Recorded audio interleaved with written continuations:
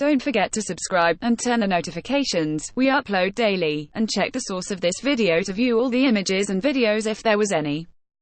President Trump Donald John Trump got lawmakers preparing to vote on bill allowing migrant children to be detained longer than 20 days, report Wasserman Schultz. Infants separated from their parents are in Florida immigrant shelters. Ex-White House ethics chief Sarah Sanders' tweet violates ethics laws. Moore's executive order to halt his administration's practice of separating migrant families at the border dominated the Sunday show circuit this week, as the country's leaders grapple with the question of what comes next.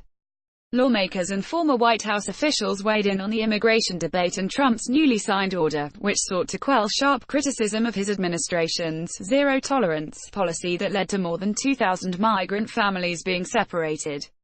Trump's former Homeland Security advisor, Tom Bossert, said on ABC's This Week that the recent news cycle was dominated by gripping imagery and terrible optics for the White House, some of which could have been avoided. Advertisement. Bossert defended the administration's zero-tolerance policy, which prosecutes migrants who cross into the U.S. illegally. He added, however, that the country's detention centers did not have the resources to handle the number of immigrants being apprehended.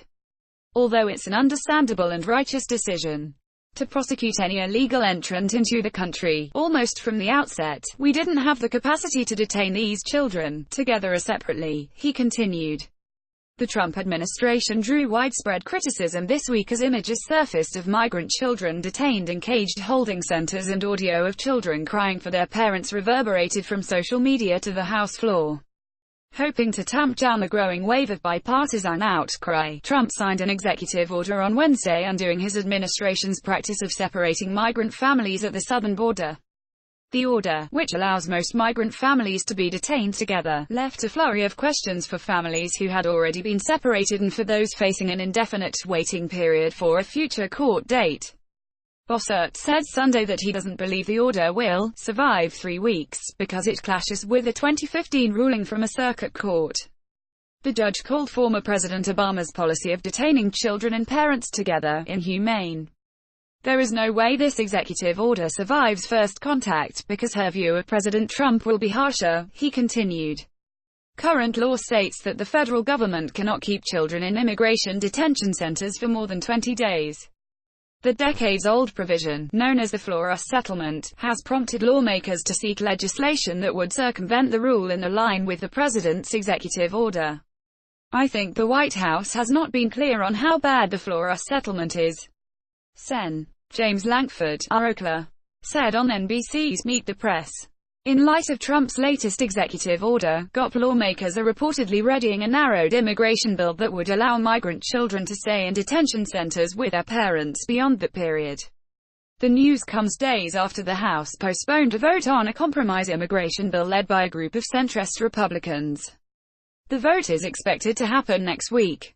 Rep. Michael McCall, Texas, on Sunday said Trump is supportive of the more moderate Republican immigration bill in the House, even though the president is urging lawmakers to abandon efforts to pass the legislation.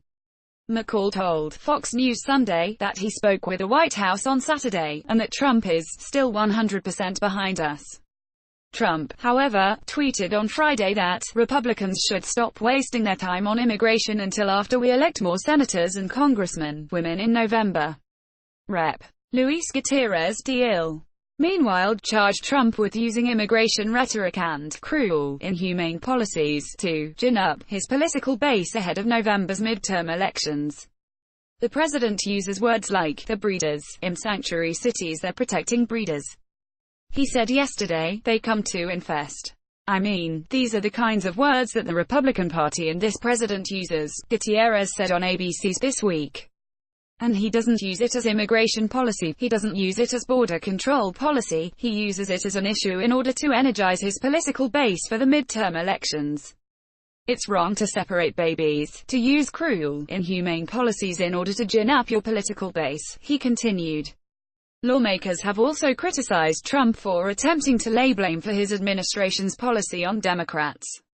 Sen. Jeff Flake, Arizona, said on Sunday that the constant attacks only undermine efforts to broker a deal for immigration reform.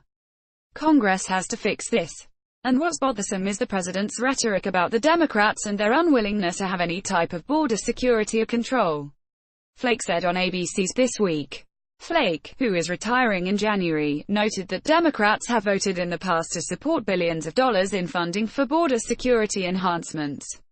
They are on record supporting significant border control, Flake said. And so, when the president says that and calls them clowns and losers, how does he expect the Democrats to sit down and work with Republicans on these issues? Words matter. What the president says matters, and he ought to knock that off, added Flake. Sen. Bernie Sanders, IVT, said Trump must work with Democrats on immigration and make clear that the United States is not a nation which tears children from their parents. Clearly, anyone who looks at the record understands that the Democrats have been serious about comprehensive immigration reform. That's what the American people want, and a path towards citizenship for people who are undocumented, Sanders said during an interview on CNN's State of the Union. Before Trump signed his executive order, lawmakers voiced frustration with the White House's shaky and often changing reasoning behind separating immigrant families in the first place. Langford on Sunday said the Trump administration has not been fully transparent about its policy on immigrants crossing the southern border illegally. Do you feel as if the White House has been fully transparent with the American public about what they're trying to do here? Host Chuck Todd asked Langford on Meet the Press. I don't, actually. Now this has been one of the great frustrations, Langford said. More than 2,000 children are still under federal custody and have yet to be reunited with relatives. The Department of Homeland Security said late Saturday that it knows the location of all children separated from their parents, unveiling a vague plan to initiate family reunifications. The department said 522 children have been reunited with their parents, but did not provide a timeline for additional reunification efforts. Trump, who has made the crackdown on immigration a central tenet of his administration, renewed calls for tougher policy on the issue. When somebody comes in, we must immediately, with no judges or court cases, bring them back from where they came. Our system is a mockery to good immigration policy and law and order, Trump tweeted.